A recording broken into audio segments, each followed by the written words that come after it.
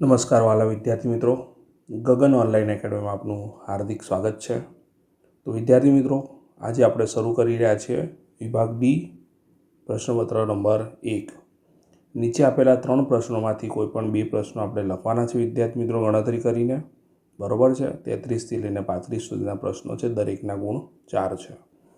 તો વિદ્યાર્થી મોડું ન કરતાં શરૂ કરીએ, પરંતુ એના પહેલાં જો વિદ્યાર્થી મિત્રો ચેનલ ઉપર નવા હો તો ચેનલને ખાસ સબસ્ક્રાઈબ કરજો, તમારા મિત્રો સાથે શેર કરજો અને જો વિડીયો ગમે તો લાઈક કરવાનું ભૂલતા નહીં। તો શરૂ કરવા જઈ રહ્યા છે વિદ્યાર્થી મિત્રો આપણે પ્રશ્ન નંબર 33। તો વિદ્યાર્થી મિત્રો, રકમમાં આપણને એવું કીધેલું છે 4x² + 9y² + 16z² + 12xy - 24yz - 16xz છે, બરાબર છે। તો વિદ્યાર્થી મિત્રો, સર્વપ્રથમ આપણા જોડે 6 પદ છે અને 6 પદની અંદર પણ જુઓ પહેલાં 3 પદ કોઈ સંખ્યાના વર્ગ છે। તો આપણે આ રીતથી કરીશું। તો પહેલાં શું થશે, 2x² લખીશું, બરાબર છે। 4 એ 2નો વર્ગ છે અને x² એ xનો વર્ગ છે। પછી એ પ્રમાણે 9y² માં 9 એ 3નો વર્ગ છે અને y² એ yનો વર્ગ છે, એટલે 3yનો વર્ગ લખ્યો, વત્તા 16z² એટલે 4zનો વર્ગ લખ્યો। હવે વિદ્યાર્થી મિત્રો, અહીંયા ભલે નિશાની આપણને આપી હોય પણ આપણે પદમાં શું લખીશું, 3 વખત પ્લસ લખીશું। શું લખીશું? 3 વખત પ્લસ। 2 ગુણ્યા પહેલું બીજું પદ, આ પહેલું બીજું અને ત્રીજું પદ, 2 ગુણ્યા બીજું ત્રીજું પદ અને 2 ગુણ્યા ત્રીજું અને પહેલું પદ, બરાબર છે। તો પહેલું પદ 2x અને બીજું પદ 3y છે, બરાબર વિદ્યાર્થી મિત્રો। બીજું પદ 3y અને ત્રીજું પદ 4z છે અને અહીંયા 4z અને 100 છે ત્રીજું પદ અને પહેલું પદ આવશે। પ્રશ્ન એ છે કે અહીંયા જો પહેલું બીજું, બીજું ત્રીજું અને ત્રીજું પહેલું, તો આમાં તો સમજ્યા પણ આ બંનેમાં તમે જુઓ તો ચેક કરી શકો છો, માઇનસની નિશાની આમાં અને આમાં છે, તો આ બંનેમાં સરખું પદ કયું દેખાય છે? ત્રીજું। તો એનો મતલબ એવો થયો વિદ્યાર્થી મિત્રો, ત્રીજું પદ જ્યાં જ્યાં દેખાય ત્યાંમાં શું મૂકવાની? માઇનસ સાઇન મૂકવાની। તો ત્રીજું પદ 4z હતું, બધી જગ્યાએ માઇનસ સાઇન કહી નાખી। હવે જો માઇનસ સાઇન છે છતાં એ તો પ્લસ જ થવાના, પણ અહીં શું થશે જુઓ, ચેક કરો। હવે 3 ચોક 12 દુ 24yz પણ માઇનસ થઈ ગયા। અહીંયા પણ જો 4 દુ 8, 8 દુ 16, 16xz કાં તો zx થઈ ગયા માઇનસ, એટલે આપણું પદ સેટ થઈ ગયું। હવે જવાબ લખીશું આપણે, પહેલું પદ 2x, બીજું પદ 3y અને ત્રીજું પદ શું થઈ જશે હવે? -4z અને એનો આખાનો વર્ગ। આ એક સૂત્ર છે, આપણે જાણીએ છીએ વિદ્યાર્થી મિત્રો। સૂત્ર ફરીથી રિપીટ કરાવી દઉં, x² + y² + z² plus 2xy, 2 ગુણ્યા પહેલું બીજું પદ, 2 ગુણ્યા બીજું ત્રીજું પદ અને 2 ગુણ્યા ત્રીજું પહેલું પદ, બરાબર છે। તો આના અવયવ શું પડે? x + y + zનો વર્ગ। જો તમને આ સૂત્ર આવડતું હોય વિદ્યાર્થી મિત્રો, તમે આ દાખલો સરળતાથી સમજી શકો। તો આટલો જ દાખલો થયો, બરાબર છે। આ રીતે તમારે ગણતરી કરવાની આવે। નેક્સ્ટ દાખલા તરફ જઈશું વિદ્યાર્થી મિત્રો। તો વિદ્યાર્થી મિત્રો, રકમમાં આપણને એવું કીધેલું છે કે 2x² + y² + 8z² - 2 ગુણ્યા √ 2xy + 4 ગુણ્યા 2yz અને -8xz। તો ટોટલ 6 પદ છે, એટલે તરત જ આપણને ખ્યાલ આવી જાય કે 6 પદવાળો દાખલો છે, એટલે 3 પદ જે છે x² + y² + z² - 2xy + 2yz + 2zx, બરાબર। તો આનો અવયવ શું પડે? x + y + zના હોલ² પ્રકારનું સૂત્ર છે, બરાબર છે। તો 6 પદવાળો દાખલો છે, એટલે આપણે શું કહીશું? ધ્યાન રાખજો, પહેલાં 3 પદમાં વર્ગ પ્રમાણે સેટ કરીશું, પણ એ તો 2 છે, પણ અહીંયા જો હિન્ટ મળી ગઈ છે, વર્ગમૂળમાં 2 છે ને, એટલે 2 એટલે આપણે શું લખીશું? વર્ગમૂળમાં 2 અને x² છે એટલે x એનો આખાનો વર્ગ, બરાબર છે, વત્તા y છે એટલે yનો વર્ગ, વત્તા 8 જે છે વિદ્યાર્થી મિત્રો, 8 એટલે 4 દુ 8 થાય, બરાબર છે। તો 4 એ 2નો વર્ગ છે, પણ 2 કોનો વર્ગ છે? વર્ગમૂળમાં 2નો વર્ગ, એટલે 2 વર્ગમૂળમાં 2નો વર્ગ થશે 8 એટલે। તો 8 એટલે 2√2 લખ્યા અને જોડે શું લખ્યા? z એનો આખાનો વર્ગ લખ્યો। ખબર પડી કે નહીં વિદ્યાર્થી મિત્રો? આગળ વધીએ। હવે પ્લસ કરીને 2 ગુણ્યા પહેલું બીજું પદ, તો પહેલું પદ √2x છે અને બીજું પદ શું છે? y છે, રાઈટ, વત્તા 2 ગુણ્યા બીજું ત્રીજું પદ એટલે y અને ત્રીજું પદ શું છે? 2 વર્ગમૂળમાં 2z છે, બરાબર છે, વત્તા 2 કરીને ત્રીજું પદ અને કયું પદ આવશે? પહેલું પદ, બરાબર છે વિદ્યાર્થી મિત્રો। હવે પ્રશ્ન એ છે કે માઇનસ સાઇન કોનામાં છે? તો જુઓ, આ પહેલું બીજું, બીજું ત્રીજું અને ત્રીજું પહેલું. તો તમે જોઈ શકો છો માઇનસ સાઇન કોનામાં છે, પહેલાં બીજાવાળા પદમાં અને ત્રીજા પહેલા પદમાં. તો એનો મતલબ પહેલું પદ આપો. હવે જો જ્યારે પણ આવું હોય ને તો પહેલું પદને માઇનસ આપો, અથવા કયા પદ સરખા દેખાય છે બીજું અને ત્રીજું. જો તમારે પહેલા પદને માઇનસ સાઇન ના આપી હોય તો બીજા ત્રીજાને આપવી પડે સાઇન, બરાબર છે. તો આપણે પહેલા પદની જગ્યાએ બીજા ત્રીજાને સાઇન આપીએ. તો બીજું છે વાય એટલે માઇનસ, બરાબર છે, ઈ માઇનસ એટલે બીજું ત્રીજું પદ જ્યાં દેખાય તે માઇનસ લખીશું.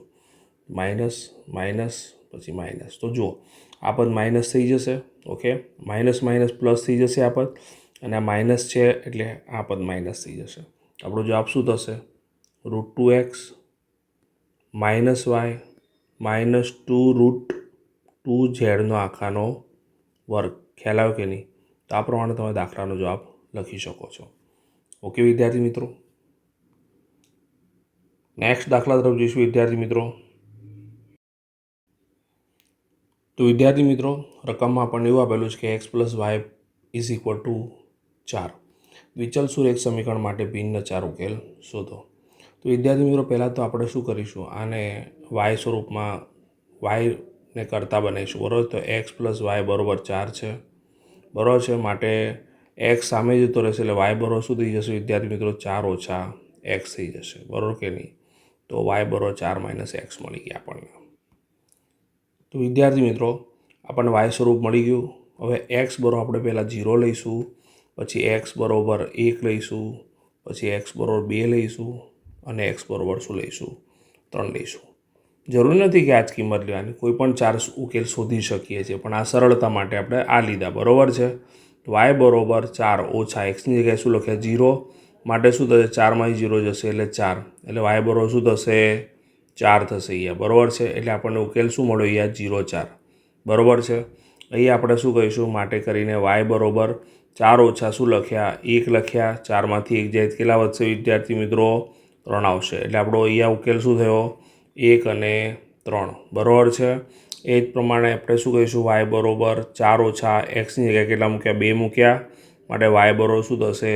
2 થશે. ખબર પડી રહી છે કે નહીં? તો એ આપણો જવાબ શું થશે? 2 અને 2. એ જ પ્રમાણે ફરીથી આગળ y બરાબર 4 ઓછા xની જગ્યાએ કેટલા મૂક્યા? 3 મૂક્યા. માટે y બરાબર શું થશે? 1 થશે. તો આ પ્રમાણે તમને 4 ઉકેલ આ પ્રમાણે મળી શકે. તો 4 ઉકેલ મળી ગયા વિદ્યાર્થી મિત્રો. તો એ લખીશું માંગેલ ઉકેલ આપણા કયા મળ્યા? માટે માંગેલ ઉકેલ કોઈ પણ લખી શકો છો, પણ અત્યારે આપણે ઇઝીનેસ પ્રમાણે જોયું તો 0, 1, 2, 3, 4 મૂકો તો તમારો દાખલો એકદમ સરળ થઈ જાય. તો 0, 4, 1, 3, 2, 2 અને 3, 1, બરાબર છે. આ આપણા શું થઈ ગયા વિદ્યાર્થી મિત્રો? જવાબ થઈ ગયા. ખ્યાલ આવ્યો કે નહીં? આશા રાખું છું વિદ્યાર્થી મિત્રો દાખલામાં ખ્યાલ આવી ગયો છે. જો ચેનલ ઉપર ન હોય તો ચેનલને ખાસ સબસ્ક્રાઈબ કરવાનું ભૂલતા નહીં વિદ્યાર્થી મિત્રો. અને જો વિડીયો ગમે તો લાઇક કરવાનું ભૂલતા નહીં. તમારા માટે બેક ટુ બેક સોલ્યુશન હું કરતો જ રહીશ, બરાબર છે. નેક્સ્ટ દાખલા તરફ જઈશું વિદ્યાર્થી મિત્રો. તો વિદ્યાર્થી મિત્રો, રકમમાં આપણને એવું આપેલું છે કે રેખા PQ અને RS એકબીજાને O બિંદુમાં છેદે છે. જો POR જેમ ROQ જે છે એની વેલ્યુ 5/7 આપેલું હોય તો તમામ ખૂણાઓ શોધો. તો વિદ્યાર્થી મિત્રો, આપણે અહીંયા 2 લાઈન આપણે આ પ્રમાણે છેદાવડી રહ્યા છે કે આ એક લાઈન આ પ્રમાણે છેદી, આ એક બીજી લાઈન આ પ્રમાણે છેદી, બરાબર છે.